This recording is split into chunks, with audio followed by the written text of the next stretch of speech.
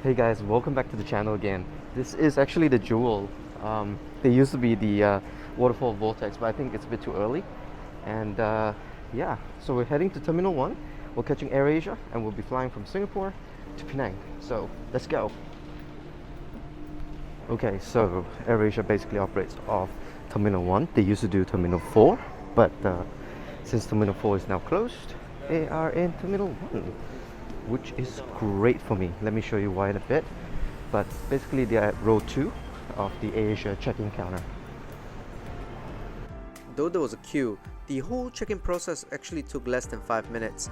Everybody used the kiosk and you just input your reference number, scan your passport, and your boarding pass will be printed just like this. Simple.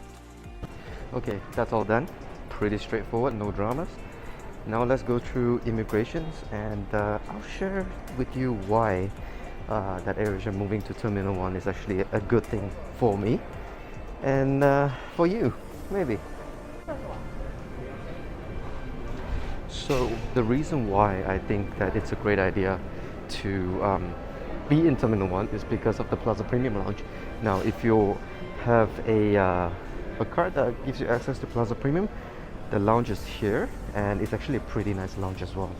Now of course if you don't have any Plaza Premium access, you can always use the Mahab lounge if you have the priority pass. So a lot of choices here compared to back when they're in Terminal 4. Anyways, let's go and find that Plaza Premium lounge.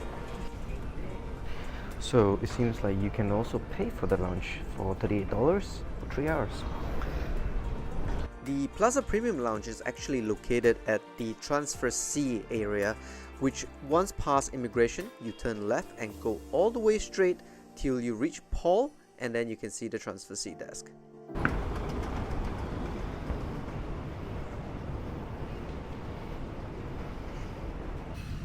So I'm here at the lounge. In all honesty, there isn't like a lot of food to eat.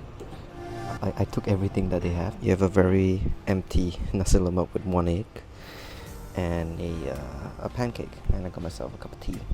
The thing about this lounge is you're not really here for the food or the drinks. You're here actually for the view, and I think this lounge has the best views in-house. So among all the lounges there is in Changi Terminal 1 and 3, I think this is the one with the best view. Firstly, you do get the runway view where you get to see planes taking off from. Compare that to Singapore Airlines' own business class lounge, I don't think there's such amazing views compared to what you're seeing right now. This is also the view of the Charlie gates, so you do see planes coming in and parking at this particular gate as well, such as the ones from Singapore Airlines on their A350. But most importantly is you get to see planes like these taking off every couple of minutes.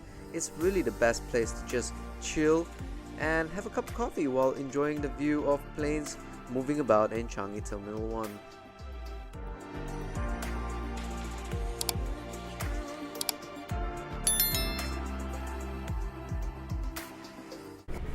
Alright, so that was the lounge. Let's go to our gate right now, which is at C25.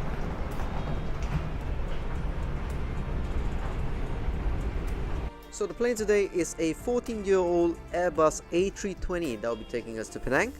There is a total of 180 seats on this aircraft. Out of the 180, 42 are hot seats that comes with 29 inch of pitch, and the remaining are standard seats with 28 inch of pitch. Now personally I find that shocking because even on Ryanair, which is Europe's ultra low cost carrier, has 30 inch of pitch when it comes to the seat. All the seats look very well padded, and first look it does look very good and very comfortable.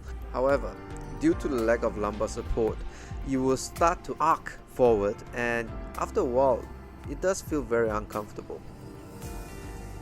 Alright, let's do what I believe to be the shortest seat review I've ever done. To start off, there is no adjustable headrest. There is a tray table, but that's pretty standard across all economy seats. And now this legroom, this is what I'm talking about. 28 inch of pitch. So that isn't a lot of space for you to move. There is a recline button on the side, but I don't think you want to piss off whoever is sitting behind of you.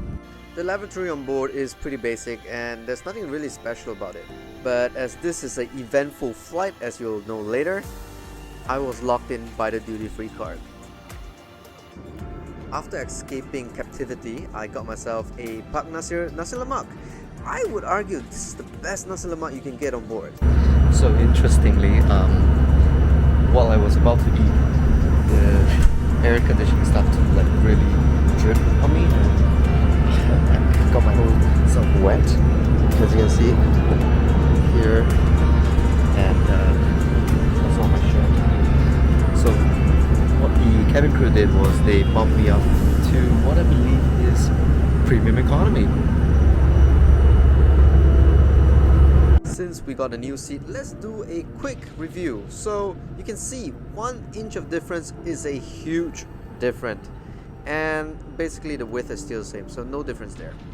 Alright, let's get back to the food. So the Pak Nasir Nasi Lemak is possibly the best Nasi Lemak you can get in the skies. If you do not believe me, whenever you fly AirAsia next, try it.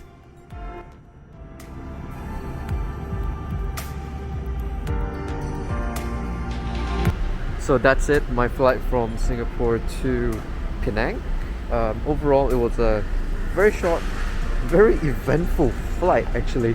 The water started leaking when I was about to eat. That was interesting, and then but because of that I get to be upgraded to a much nicer seat.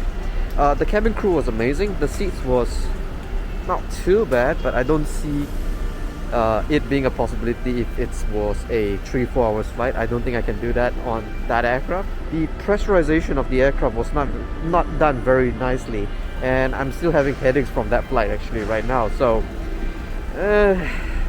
well, it's a 2 hours flight and it's on budget, so can't complain too much.